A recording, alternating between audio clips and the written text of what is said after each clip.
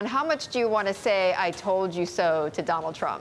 I don't want to, because I think he was right to accept the invitation to meet, because it came from South Korea or came through South Korea. But I also think he was right to cancel today.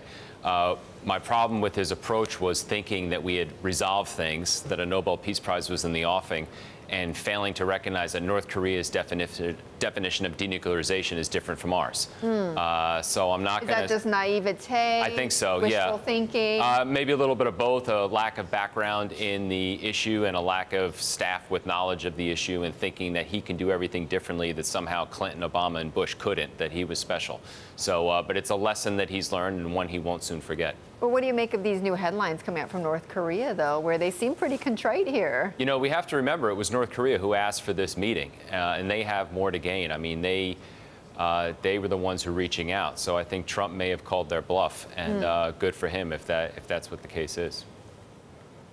But Sean, did the president essentially make things worse? I'm just thinking, you know, we all know dealing with North Korea requires a very delicate sort of diplomacy. This is actually kind of blowing in the face of South Korea now and ruining that relationship between the U.S. and Seoul.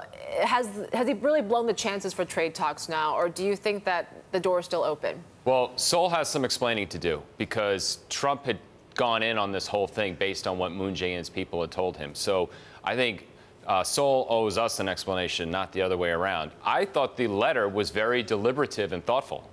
It was strong. I think it was understated, considering the nuclear-to-nuclear showdown language that we got from North Korea overnight. And again, he plainly let them know that the door was open if they wanted to reconsider.